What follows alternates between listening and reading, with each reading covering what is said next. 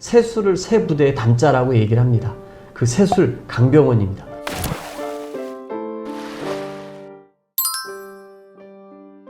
지금 우리 국민들이 우리 민주당을 보면서 어떤 생각들을 많이 하실까요? 전당대회 앞두고 또 개파 싸움 하는 거 아니야?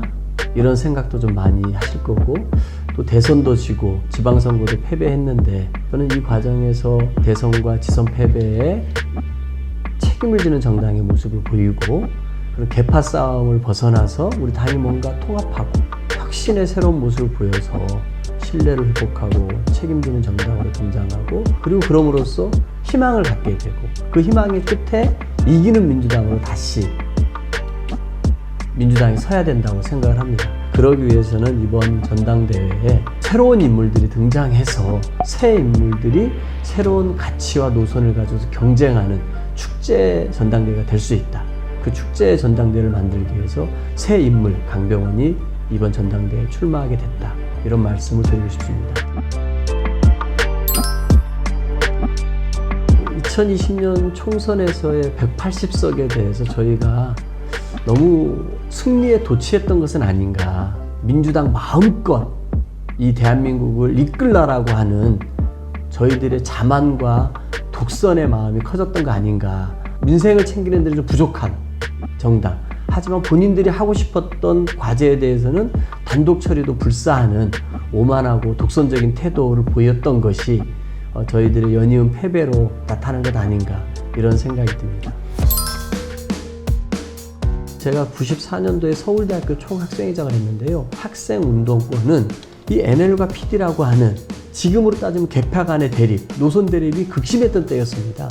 근데 저는 이때 이런 이념과 폭력투쟁 중심, 노선 대립이 극심한 학생운동을 극복하고 중간에 합리적인 그룹들을 모아서 통합을 이루고 대중운동으로서의 학생운동을 혁신시켜내고, 그리고 이 과정에는 어떤 게 있었냐면 80년대 후반에 동구사회주의가 몰락을 했고, 그리고 92년도에 대한민국에는 YS 문민정부가 들어섰습니다.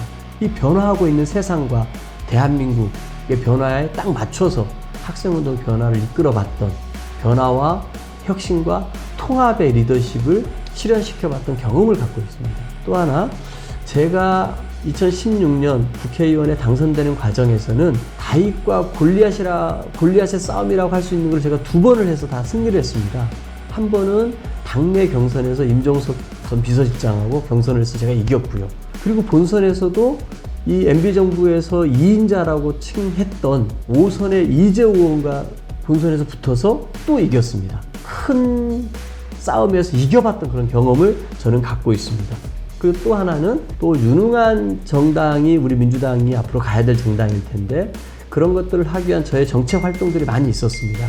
우리 국민들 생활 곳곳에서 꼭 필요했던 법들을 만드는데 적극이었고 열심이었습니다. 저는 이런 것들이 우리 당이 더 실력 발휘를 해야 될 유능한 민생 정당으로 가는 민주당의 모습이었거든요. 좀 그런 것들을 입법으로 실천했던 의원이었다. 그런 의미에서 다른 의원들과의 비교 우위, 경쟁력들을 갖고 있고 국민의 눈높이에 맞는 우리 민주당을 만드는데 앞장설 수 있고 변화와 혁신과 통합의 경험을 갖고 있는 강병원 당대표 후보다, 이렇게 말씀드립니다. 이번 선거를 거치면서 참 저희 당의 도덕성이 많이 무너졌다고 생각합니다.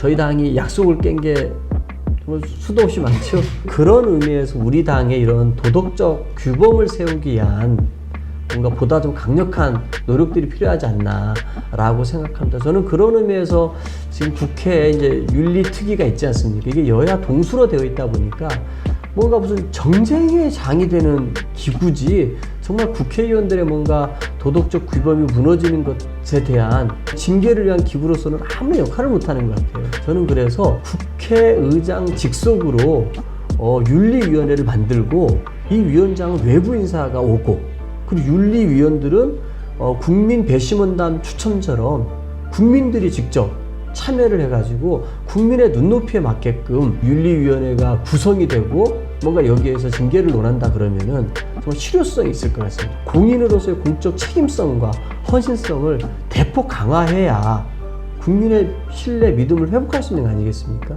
저는 좀 그게 필요하지 않나라고 생각합니다. 그래서 쇄신 방향에서는 좀 그런 좀 보다 좀 강력한 의장산하의 윤리위원회도 만들고 우리 당의 윤리심판원도 강화하고 성비나 부동산이나 이런 부분에 관해서는 정말 과감하게 원스트라이크 아웃 같은 경우를 정말 검토해야 되는 거 아니냐 이런 생각을 갖고 있습니다. 이 97세대의 등장이 당내 계파 갈등을 최소화할 수 있는 그런 선택 중에 하나라고 생각합니다. 만약에 이제 이재명 의원이 등장하신다면 또 이제 친명이라고 하는 또 새로운 강력한 계파가 등장하게 되는 거 아닙니까? 어떤 특정인을 중심으로 똘똘똘 뭉치는 계파, 특정인을 거의 뭐 추종한다든지 그 사람에 대해서는 어떠한 비판적인 견해도 입을 닫아버리는 굉장히 정치적으로 위험할 수가 있습니다. 97세대의 등장은 그런 사람을 중심으로 한 계파의 해체의 시작이다. 저는 이렇게 생각합니다. 노무현 대통령께서는 그 지역주의 타파라는 거를 평생에 본인의 정치적인 큰 해내야 될 과업으로 생각하시면서 끊임없이 도전하지 않았습니까? 그 노력의 성과들이 문재인 정부로 오면서 이제 전국 정당이 됐지 않습니까? 영남에서도 민주당의 의원들이 당선되고 단체장도 나오고 기초의원도 나오는 그런 전국 정당이 갖춰졌단 말이에요. 근데 이번 선거를 보니까 이 전국 정당이 다시 깨졌습니다. 다시 우리 노무현 대통령이 추구했던 그리고 문재인 대통령 때 만들어졌던 전국 정당의 면모를 우리 민주당이 다시 살려야 된다. 그렇게 하기 위해서는 영남에서의 민주당 복원이 필요하다. 호남에서도 국민의힘을 지지하시는 분들이 아까 20%라 그랬지 않습니까? 그분들을 대변할 수 있는 사람들도 나와야 되고 그렇게 함으로써 이런 지역 구도가 완벽하게 깨질 수 있어야 전국 정당이 되는 것이고 그렇게 하기 위해서는 저는 권역별 비례대표제나 석패율제 같은 것들을 우리 이제 정치권이 도입해야 된다. 미래의 방점을 찍고 그 미래를 향해 거침없이 나아가는 민주당을 항상 꿈꾸고 있습니다. 우리가 그 많은 과거의 잘못된 모습에 발목이 잡혀 있습니다. 그런 무책임한 정치가 아니라 정말 책임을 질 줄 아는 정치로 가야 됩니다. 구태를 벗어나는 구태가 아닌 미래로 이렇게 갈 때 우리 민주당이 승리하는 민주당이 된다. 이기는 민주당이 된다고 생각하거든요. 저는 그런 의미에서 이런 미래를 개척하는 민주당이 제가 꿈꾸는 민주당의 모습입니다. 예, 안녕하세요. 더불어민주당 당대표 후보 국회의원 강병원입니다. 우리 당이 위기입니다. 리더십도 위기라고 얘기합니다. 위기를 우리가 극복해낼 때 다시 우리 국민들은 민주당에 대해서 박수도 치고 신뢰하고 응원도 할 것입니다.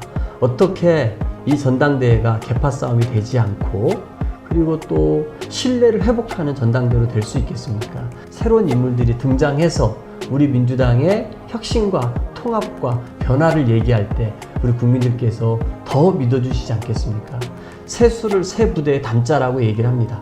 그 새술 강병원입니다.